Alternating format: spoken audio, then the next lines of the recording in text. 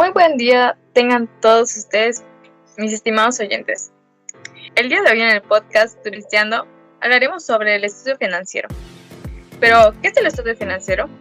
Es una evaluación de la viabilidad, estabilidad y rentabilidad del negocio, subnegocio o proyecto. Este lo realizan profesionales que preparan informes utilizando índices que utilizan la información obtenida de los estados financieros y otros informes. Entre sus objetivos están dar un buen esquema de la empresa por medio de su estrategia comercial y su plan de acción. Contemplan la forma que se genera el dinero y qué se debe hacer para lograr este financiamiento. Debe explicar por qué el negocio tendrá éxito por sobre otros negocios del mismo giro. Establece cómo se espera que este plan financiero funcione, así como explicar los requisitos que se puedan necesitar para realizarlo. Define la rentabilidad del proyecto, ayuda a crear estrategias para mejorar las finanzas del negocio futuro, identifica las necesidades financieras actuales y futuras de la empresa. También planea las potenciales fuentes de financiación. Y, por último, define las estrategias necesarias para alcanzar los propósitos económicos de la empresa. Ahora bien, para hablar un poco más acerca de este tema y ponernos más en contexto sobre tenemos a tres expertos sobre el tema. El señor Heisler González, el señor Alan León y a la señorita Abigail Kawich. Como primer punto, ¿alguno de ustedes me podría comentar acerca del presupuesto de la inversión? Sí, claro, cómo no, Nancy. El presupuesto de inversión es importante realizarlo debido a que pues nos dirá qué tanto nos va a costar realizar dicho producto o servicio. Es un documento donde se reflejan todas las inversiones de financiación a largo plazo, además de los gastos e ingresos en los que se incurre para su adquisición y las compras necesarias para ejercer la actividad de forma correcta. El presupuesto de inversión se puede estructurar en hasta 7 puntos, los cuales son muy importantes. ¿Nos podrías comentar más acerca de estos 7 puntos? Sí, claro. Antes de pensar en cualquier presupuesto, es necesario establecer las metas financieras de la empresa, tanto a corto como a largo plazo. Como tú mencionabas, Nancy, anteriormente, son los objetivos financieros se deben de plasmar antes que cualquier otra cosa, ya que estos nos ayudarán a identificar qué es hacia dónde queremos llevar la empresa, más que nada. Otro de los puntos es pronosticar las ventas o ingresos de la compañía, tomando como base la información actual e histórica. En el caso de las nuevas empresas, el pronóstico de las ventas se puede hacer en base a la demanda, es decir, se tendría que hacer previamente un estudio de mercado para poder identificar si el producto podría ser adquirido por el mercado meta al cual queremos llegar. De igual forma, el presupuesto de ventas pues refleja en cuánto tiempo vamos a obtener nuevamente la inversión que ya realizamos. Después se planificarán los elementos de inmovilizado necesario para la toma de decisiones estratégicas. Es decir, la inversión fija. En la inversión fija se toma en cuenta todo el equipamiento, todo el material que nos va a servir para poder realizar el ejercicio. Seguidamente, hay que presupuestar los gastos. Aquí está la inversión diferida. En esta rúbrica se diferencia entre los costos fijos. Son aquellos en los que se incurre con independencia de la producción y actividad de la compañía. En estos costos, entra la luz, el agua, el pago de nómina de los empleados y los costos variables, que son el material que nos va a servir para poder hacer la materia prima. Después tenemos, hay que determinar el capital de trabajo, es decir, todos los recursos necesarios para realizar la venta en función de la capacidad productiva. Después está el control y seguimiento de presupuestos de forma continua. Quiere decir que cada determinado tiempo hay que realizar nuevamente un estudio financiero para poder identificar si la empresa está siendo rentable, si realmente es viable para nosotros. Y por último está la estructura estructurar el presupuesto para todas las áreas de la organización. De igual forma, pues nos servirá para poder identificar que si es viable, o sea, si el producto o servicio que estamos vendiendo es rentable para, para nosotros. Qué interesante información nos acaba de brindar. La verdad que es muy importante tener en cuenta todos estos 7 puntos para poder llevar a cabo este estudio financiero. Ahora, señor León, ¿podría explicarnos acerca del capital de trabajo? Es decir, ¿qué es esto o cómo funciona? Cualquier información que nos podría brindar sería muy útil para nuestros oyentes. Claro que sí. Se podría decir que es la cantidad necesaria de recursos para una empresa o una institución financiera para realizar sus operaciones con normalidad. En pocas palabras, son los activos para que una compañía sea capaz de hacer sus funciones y actividades a corto plazo. ¡Wow! ¡Qué interesante!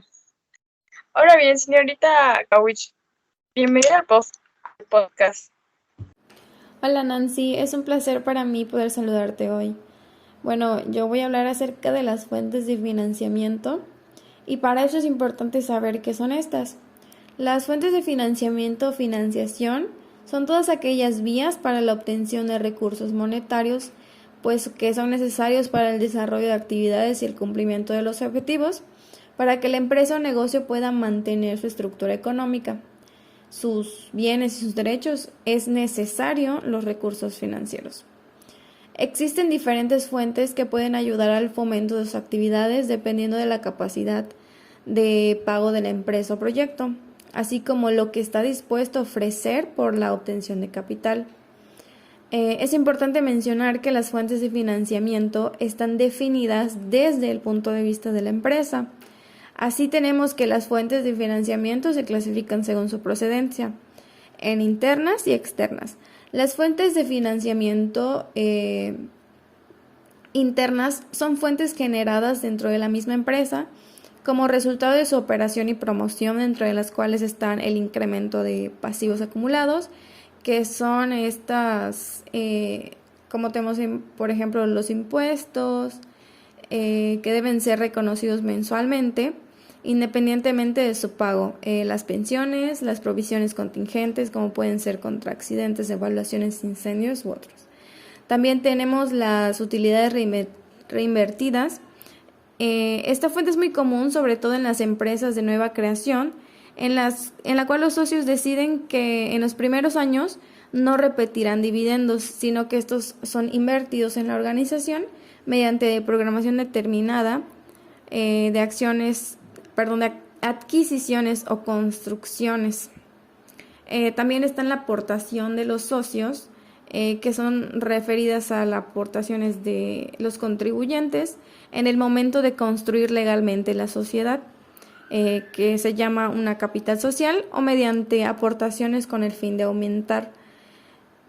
También tenemos la venta de los activos, como la venta de terrenos, edificios, maquinaria en desuso, pues para cubrir necesidades financieras. Tenemos por otro lado las depreciaciones y amortizaciones, que son operaciones mediante las cuales al paso del tiempo la empresa pueda recuperar el costo de la inversión, porque las provisiones para tal son aplicados directamente a los gastos de la empresa, disminuyendo con esto las utilidades. Por lo tanto, no existe la salida de dinero al pagar menos impuestos y dividendos. También está la emisión de acciones, que son las acciones con los títulos corporativos, cuya función principal es atribuir al tenedor de la misma calidad de miembro de una corporación. Son títulos que expide de manera seriada y normativa, son esencialmente especulativas. Quien adquiere una acción, o sea, quien adquiere una acción no sabe cuánto ganará, ya que se somete al resultado de la negociación que realice la sociedad y de la manera en la que la asamblea que realiza la sociedad y de la manera en la que la asamblea pues decida distribuir estos dividendos. Por otro lado, tenemos las fuentes externas de financiamiento, que son aquellas otorgadas por terceras personas, tales como los proveedores, el anticipo de clientes, los créditos sacados por el banco, los acreedores diversos como es el arrendamiento financiero, al público en general, como son la emisión de obligaciones u bonos, y los fondos de fomento y garantía hechos por el gobierno. En términos financieros, al uso de las fuentes externas de financiamiento se le denomina apalancamiento financiero, es decir, que a mayor apalancamiento, mayor deuda. Por el contrario, un menor apalancamiento implicaría menos responsabilidad crediticia. En general, el apalancamiento es ventajoso para la estructura financiera de las empresas, siempre y cuando se utilice en forma estratégica.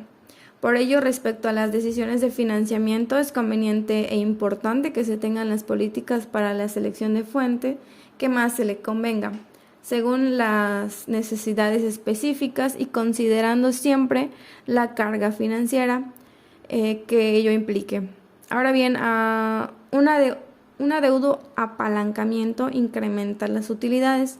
En contraposición, un excesivo apalancamiento lo único que provoca es poner en manos de terceros a la empresa.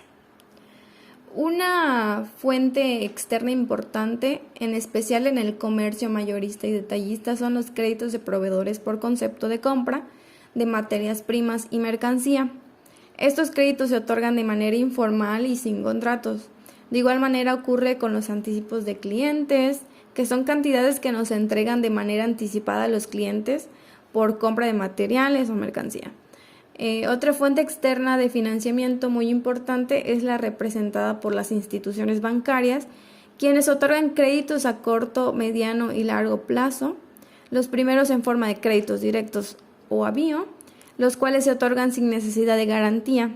Los últimos dos, por lo general, son créditos denominados refaccionarios y por los cuales es necesaria alguna garantía hipotecaria. En ocasiones las empresas necesitan recursos inmediatos. Una forma de obtenerlos es descontando documentos en el banco, quien a cambio de una comisión serán encargado de hacer efectivos dichos documentos, de igual forma que podemos hacer uso del factorable financiero. Y qué interesante lo que nos acaba de comentar. Es muy importante tomar en cuenta todo esto que nos menciona para elaborar un buen presupuesto financiero y no tener ningún tipo de fallas en él. Muchas gracias por su información. Entonces, ¿alguno de ustedes me podría mencionar las fuentes de financiamiento más comunes? Claro que sí, mi estimada Nancy. Las fuentes de financiamiento más comunes se derivan en triple F, que se conoce en inglés como el término Friends, Family and Fools, que consiste en pedir dinero a gente que confía en el proyecto. También tenemos al crowdfunding, que consiste en plataformas en donde se pueden publicar proyectos, claro, si lo aceptan. La capital semilla, inversionistas arígeles, que son particulares que quieren ayudar al ecosistema emprendedor. El venture capital, que trata de fondos que se invierten en startups en fases de crecimiento, cuyo potencial y riesgos son altos. Tenemos también al financiamiento gubernamental, que proviene del sector público, va dirigido principalmente al ecosistema emprendedor. También tenemos a los concursos, que consiste en eventos organizados por marcas y fundaciones para apoyar el ecosistema emprendedor. De igual manera, las incubadoras y aceleradoras, que tienen como objetivo crear y desarrollar pequeñas empresas y apoyarlas.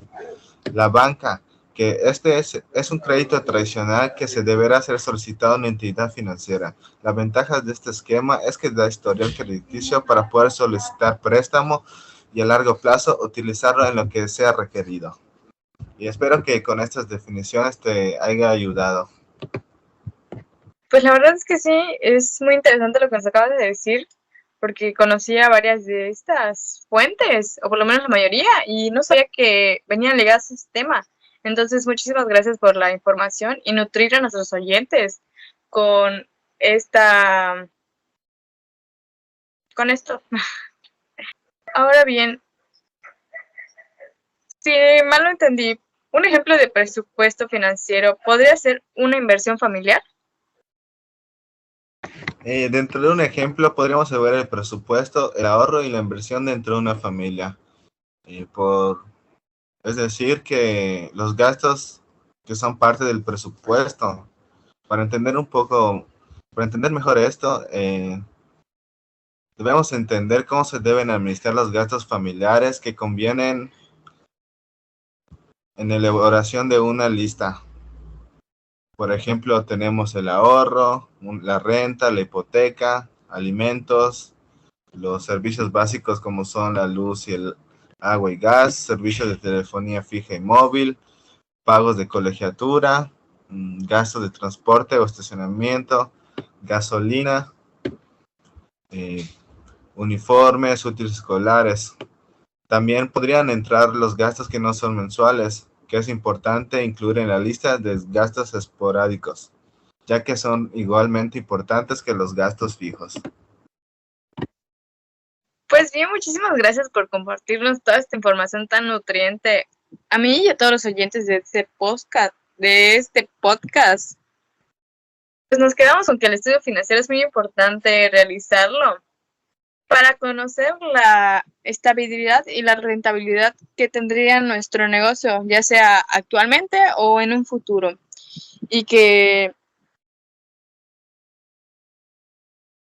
buscar el financiamiento correcto tiene que ver con esto. Es que así logramos buscar posibles fuentes potenciales de financiación y con ellas buscar ciertas estrategias para aplicar en la empresa y tener un éxito futuro. Pues bien, muchísimas gracias por acompañarnos en su podcast Turisteando. Nos vemos la próxima.